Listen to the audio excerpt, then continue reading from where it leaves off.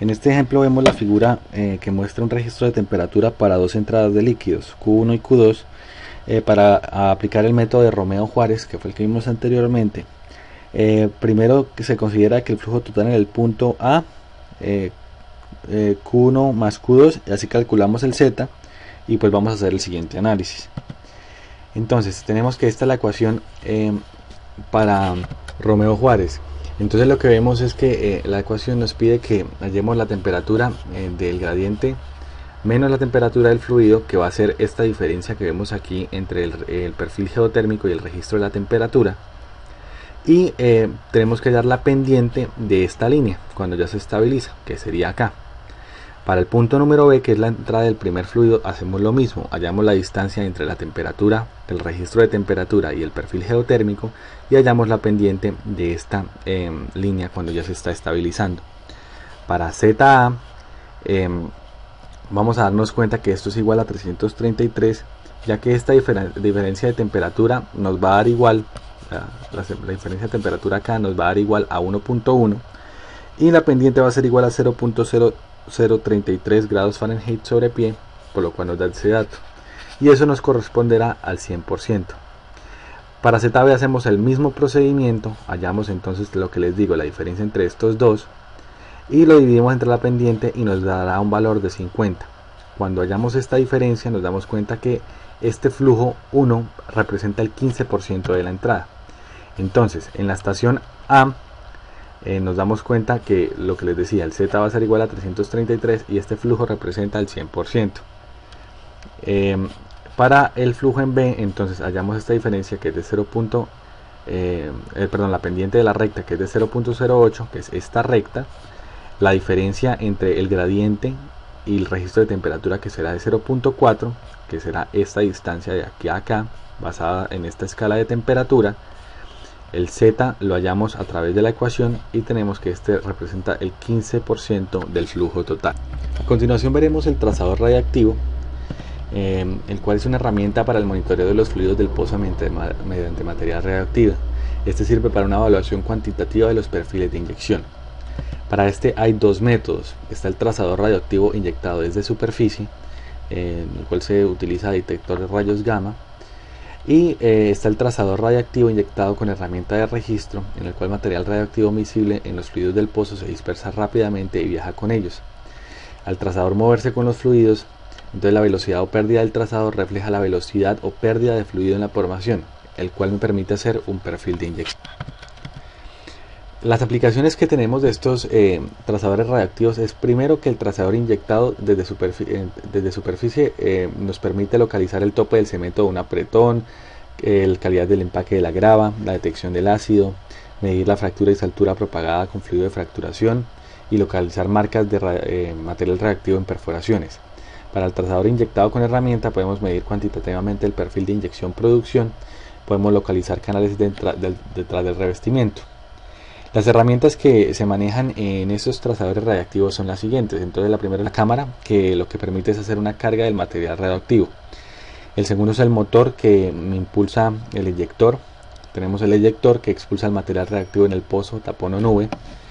Tenemos el detector de gamma ray. Tenemos el isótopo radioactivo, que puede ser diferentes isótopos. Para los ejemplos que vamos a tener adelante, eso es yodo 131. Tenemos el centralizador, que controla la expulsión, el CCL, que es el control de profundidad, y una buena mezcla, que es una mezcla entre fluido de inyección y trazador. Entonces los tipos de registro es primero el de pérdida de trazador. Este es un registro de línea que primero se hace una línea base de gamma ray para ver la radioactividad natural antes de inyectar el trazador. Después de eso se hace un tapón de trazador radioactivo por encima de los intervalos abiertos, más o menos de 20 a 30 pies por encima del primer intervalo o por debajo de la entrada de la tubería. Se mueve la herramienta varias veces hacia arriba y hacia abajo. Esto es para lograr que la mezcla sea uniforme entre el trazador y el fluido de inyección. Cuando tenemos la herramienta debajo del tapón, se sube registrando la intensidad de gamma ray. Entonces es una primera medida que se hace antes del primer intervalo de inyección. y después se hace una secuencia de registros corriendo la herramienta por debajo del tapón, pasando por intervalos de inyección. La interpretación de este método se hace con la intensidad del gamma ray y con la concentración del trazador.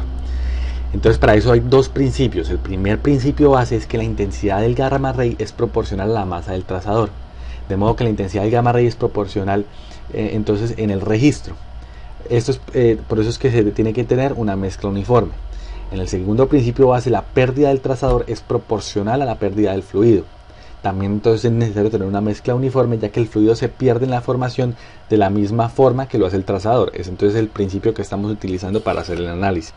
Para analizar los resultados se usa el método del área, el cual se basa en el cálculo de la área bajo la curva de intensidad de gamma ray versus profundidad.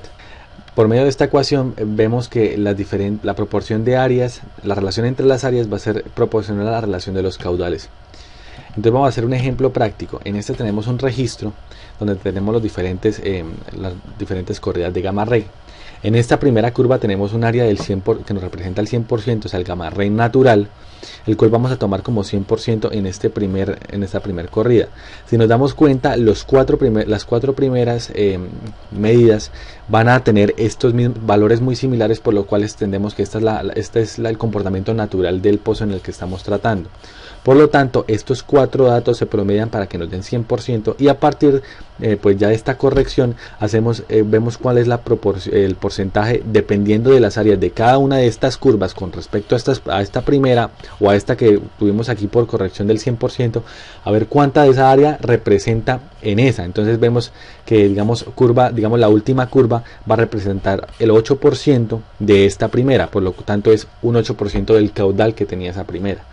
Una vez tenemos tabulados estos datos, lo que hacemos es ir a una tabla y representar lo que son los caudales dependiendo del porcentaje del fluido total con respecto a la profundidad. En una pequeña cantidad es eyectado de la herramienta y se mide el tiempo que el trazador requiere para viajar entre dos puntos, que sería el punto 3 y el punto 4 en esta gráfica. Dos detectores de gamma ray, tiene entre eyección y un detector gamma ray. Entonces ahí se mide el tiempo que se demora en pasar entre estos dos puntos. Mientras menor sea el espacio entre los detectores, mejor resolución en profundidad en el registro. Entonces tenemos detectores cercanos, es mucho mejor detectores cercanos. El tiempo de tránsito entre los dos detectores es inversamente proporcional a la tasa de flujo volumétrica. Para hacer la herramienta para la técnica de velocidad de disparo tiene cuatro partes. La primera es el CCL, que es el detector de couplings. El 2 es el eyector del fluido radioactivo. El 3 y el 4 son detectores de rayos gamma. Estos son los diferentes isótopos que se pueden utilizar como material radioactivo para trasear. Para hacer la interpretación, se utiliza el principio que la velocidad del fluido se calcula a partir del tiempo requerido para que el trazador se mueva entre dos detectores de gamma ray.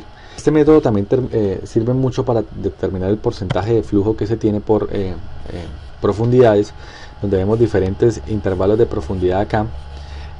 Se hace una profundidad asignada, se halla el delta de t en el que se demora, y se fija este primer valor, donde se va variando después estos valores de delta de tiempo. Entonces esta relación entre los delta de tiempos va a ser proporcional al porcentaje de flujo que hay en el yacimiento. Una vez se hace este proceso, se puede representar nuevamente en una gráfica los porcentajes que está aportando cada región del pozo, además pues de los porcentajes como van decreciendo con el tiempo. Estas son las especificaciones de la herramienta, y para la toma de datos lo que se hace es que se ejecuta primero un registro de CCL, se determinan las profundidades que se desean evaluar dependiendo de este registro, se pone en marcha el registro en escala de tiempo, se inyecta el líquido radioactivo. Cuando este pasa por los puntos 3 y 4 en esta gráfica que tengo a la izquierda, se enciende y apaga un reloj que registra el tiempo de transición. En superficie se marca el tiempo en la superficie y se calculan los delta de tiempo de la traslación de la nube entre detectores, que fueron los que vimos anteriormente en esta